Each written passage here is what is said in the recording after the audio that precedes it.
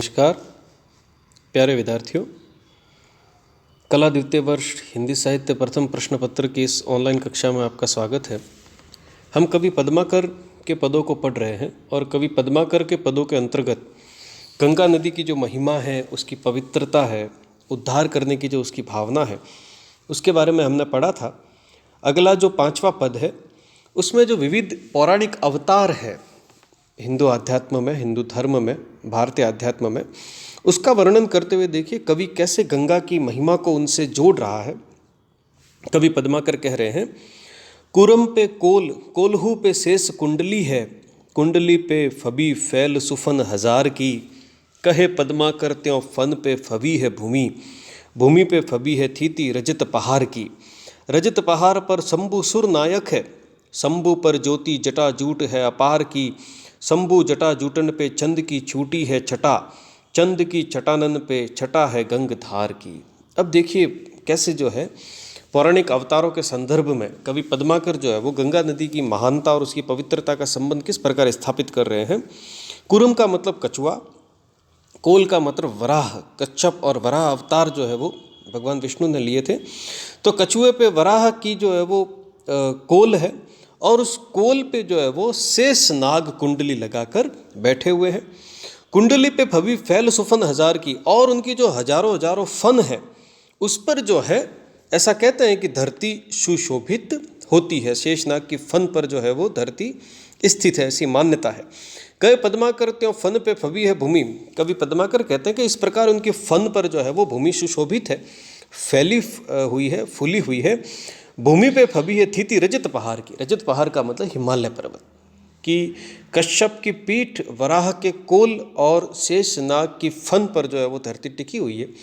शेषनाग की फन पर धरती टिकी हुई है और उस धरती पर सुंदर हिमालय पर्वत स्थित है।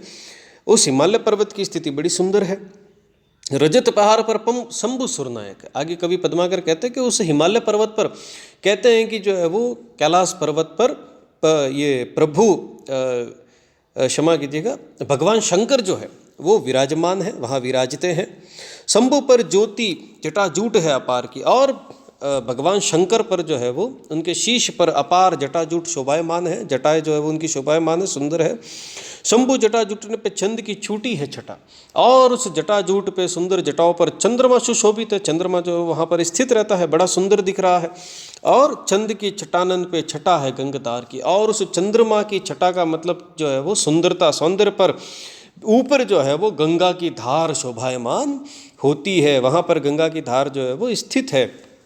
तो इस पौराणिक अवतारों के माध्यम से जो है वो संबंध जोड़ते हुए कवि पद्माकर जो है वो गंगा नदी का महात्म्य और गंगा नदी की पवित्रता जो है वो स्थापित करने का प्रयत्न कर रहे हैं कि गंगा नदी का कितना महात्म्य है कि भगवान शिव की जटाओं के ऊपर चंद्रमा और चंद्रमा के ऊपर वह गंगा की धार जो है वो शोभायमान होती है, वहाँ पर वह जो है वो मौजूद है, अवस्थित है। तो गंगा की महिमा जो है वो बड़ी सुंदर है। कवि पद्माकर बार बार जो है वो इसी बात को दोहरा रहे हैं कि गंगा जो है उसका महात्म्य बड़ा ही अनुपम है और वो सबका कल्याण करने वाली है। आगे देखिए अगला जो पद है, पद संख्या 6, वाको जस कतहु न जाग्यो परतच्छ पई, याको धाम धाम फैली फैली रहो जस है। अब यहाँ पर जो है वो कवि गंगा नदी और कल्प वृक्ष की आपस में तुलना कर रहा है।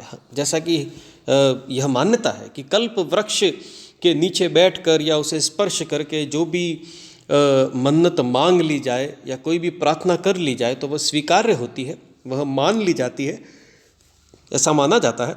तो उससे देखो गंगा नदी की तुलना करते हुए कवि पद्माकर क्या कह रहे हैं, वाको जस कितहु न जाग्यो परतच्छ पई। वाको मतलब कल्प वृक्ष का जो जस है वह प्रत्यक्ष रूप से किसी ने भी देखा नहीं है।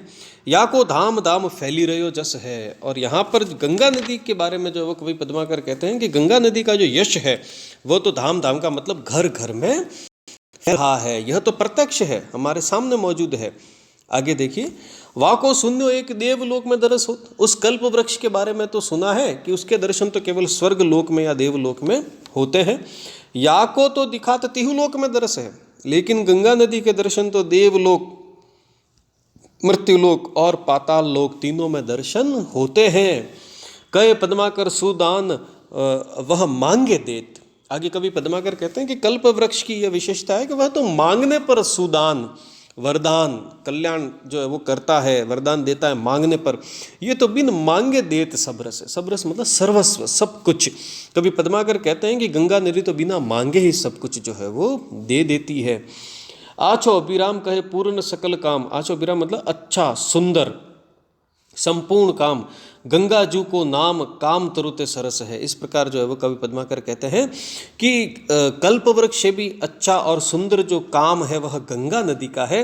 गंगा जू को नाम काम तरुते सरस है। कल्प वृक्ष से भी अधिक सुंदर और आनंददायक यदि किसी का नाम है तो वो गंगा का नाम है। क्यों? क्योंकि कल्प वृक्ष तो मांगने से वरदान देता है और गंगा नदी तो बिन मांगे ही सारी जो है वो मुरादें, मन्नतें या प्रार्थनाएं स्वीकार कर लेती है। आगे देखें पद संख्या 7। केंदो तिहु लोक की सिंगार की विशाल माल, केंदो जगी जग में जमिति तीर्थन की, कहे पद्माकर विराजे सुर सिंधु धार, केंदो दूध धार कामधेनु के धन की, भूपति भगीरथ के जस को जुलूस केंदो, प्रगति तपस्या केंदो पूरी जनहु जनक की, केंदो कछु राके राकापति सो इलाका भारी, भूमि की सलाका की पताका पुण्य गन की। अब देखिए यहाँ पर जो है वो गंगा नदी की विविध स्थितियों की तुलना करते हुए कवि पद्माकर क्या कह रहे हैं? केंदो का मतलब या, केंदो तिहु लोक की सिंगार विशाल माल की, या तो गंगा नदी तीनों लोकों के श्रृंगार की माला है। विशाल माल मतलब सुंदरता से परिपूर्ण विशाल माला है। केंदो जगी जग में जमिति तीर्थन की, या वह संसार में सभी जागृत तीर्थों का समूह है। जमिति का मतलब समूह, तीर्थन का मतलब तीर्थ। जितने भी जागृत तीर्थ है जहाँ पर जो है वो पूजा अर्चना करने से मन की इच्छाएं पूर्ण हो या कल्याण हो, उनमें गंगा जो है वो सबसे श्रेष्ठ है। कहे पद्माकर विराज सुर सिंधु धार। कवि पद्माकर कहते हैं कि गंगा नदी में तो स्वयं देवता विराजित है, देवताओं की नदी है। केंद्र दूध धार कामधेनु के धन की, या फिर यह जो गंगा नदी है वह कामधेनु के दूध की धार के समान है। जितना धन जो है वो कामधेनु की जो है वो दृष्टिकोण से हम तुलना कर रहे हैं या कवि पद्माकर कि जितना महात्म्य कामधेनु का है उतना ही धन संपदा के दृष्टिकोण से जो है वो गंगा नदी का भी है। भूपति भगीरथ के जस को जुलूस केंदो, या तो यह गंगा नदी जो है वो राजा भागीरथ के यश और शोभा का जुलूस है, क्योंकि ऐसा माना जाता है कि भागीरथ तपस्या करके उसे धरती पर लाए। प्रगति तपस्या केंदो जन हो जन की, या फिर यह राजा जनक की तपस्या का परिणाम है। कहने का तात्पर्य कवि पद्माकर का यह है कि गंगा नदी का हम कितना अलग अलग तरीके से उल्लेख करें कि किसके परिणाम स्वरूप यह गंगा जो है वो यहाँ पर अवस्थित हुई है। केंद्र कछु राखे राकापति सो इलाका भारी, या तो यह जो है वो गंगा नदी चंद्रमा के पुण्य प्रताप का प्रतीक है, क्योंकि चंद्रमा के ऊपर से यह निकलती है शिव की जटाओं से। भूमि की सलाका की पताका पुण्य गण की, या फिर जो है वो सलाका मतलब धूरी, पताका मतलब ध्वजा, पुण्यगण मतलब पुण्य गुण, या फिर यह समस्त धरती की पुण्य की जो है वो पताका है, ध्वजा है, जिसके पीछे पीछे समस्त कल्याण और पुण्य के कार्य जो है वो चलते रहते हैं। तो इस पद में भी जो है वो कवि पद्माकर गंगा नदी के महात्म्य और उसकी विशेषताओं का वर्णन कर रहे हैं। आगे हम देखें पद संख्या 8। पद संख्या 8 में कवि पद्माकर क्या कह रहे हैं? बहुत ही सुंदर बात देखिए यहाँ पर। ऐसी मान्यता है कि गंगा नदी में नहाने से सारे पाप जो है वो कट जाते हैं और पुण्य प्राप्त हो जाता है, व्यक्ति मोक्ष का हकदार हो जाता है। इस संदर्भ में देखिए कि यम को क्या समस्या हो रही है, यमराज क्या कर रहे हैं। जम को न जोर जब पापिन पे चलियो तब हाथ जोरी गंगा जू सो चुगली करे खरे। अब देखिए वो गंगा नदी से क्या चुगली कर रहे हैं। बड़े न पे ढरो पे ना ढरो देखी तुच्चन पे कहे पद्माकर सुनावद हरे हरे। बड़न पे ढरे बड़ी बड़ाई पाइए देखो, ईस पे ढरी तो तुम्हें शीस पे ढरे। तुच्चन को देती जैसो नारायण रूप तेसो, तुच्छ तुम्हें तुच्छी करे पायन तेरे तरे धरे। अब देखिए यहाँ पर बहुत ही सुंदर बात गंगा नदी के संदर्भ में कवि पद्माकर कह रहे हैं कि जब पाप धरती से समाप्त हो गया तो यमराज का कार्य भी बंद हो गया, नरक में कोई नहीं जा रहा है। तो जब पापी लोगों पे यमराज का जोर नहीं चला, जम मतलब यमराज, जोर मतलब वश, पापिन पे न चलियो तब हाथ जोड़ी गंगा जू सो चुगली करे खरे। तो वे खड़े खड़े हाथ जोड़कर गंगा नदी से चुगली कर रहे हैं। क्या चुगली कर रहे हैं? देखिए क्या कह रहे हैं गंगा नदी से। बड़न पे ढरो पे ना ढरो देखी तुच्चिन पे, हे गंगा मैया आप बड़े लोगों पर कृपा करो। बड़े लोगों का मतलब यहाँ पर अच्छे लोगों से भी है, सज्जन लोगों से भी है, पुण्य करने वाले लोगों से भी है। ना ढरो देखी तुच्चिन पे, तुच्छ लोगों का मतलब पाप करने वाले लोग, दुष्कर्म करने वाले लोग, दुर्जन लोग। तो हे गंगा मैया, आप बड़े लोगों पर कृपा करो, उनके ऊपर आप भले ही द्रवित हो जाओ, उनका कल्याण करो, लेकिन छोटे लोगों पर दया मत करो, दुष्ट लोगों पर दया मत करो। कहे पद्माकर सुनावद हरे हरे, हरे का मतलब प्रशंसा, पहले हरे का मतलब प्रशंसा, दूसरे हरे का मतलब हरना, कि इस प्रकार जो है वो गंगा नदी की प्रशंसा करते हुए यमराज उन्हें कह रहे हैं, बड़न पे ढरे बड़न पे ढरे बड़ी पाइए बड़ाई। देखो हे गंगा नदी, अगर आप बड़े लोगों पर कृपा करेगी, द्रवित होगी, तो आप बदले में बड़प्पन ही वापस पाएगी। कैसे? ईश पे डरी तो तुम्हें शीश पे डरे। इसका मतलब भगवान शंकर, कि आप शिवजी पर प्रसन्न हुई, द्रवित हुई, तो शिवजी ने आपको अपने शीश पर धारण कर लिया। तुच्छन को देती जैसो नारायण रूप तैसो, या नारायण का मतलब विष्णु से और विष्णु के वामन अवतार से है।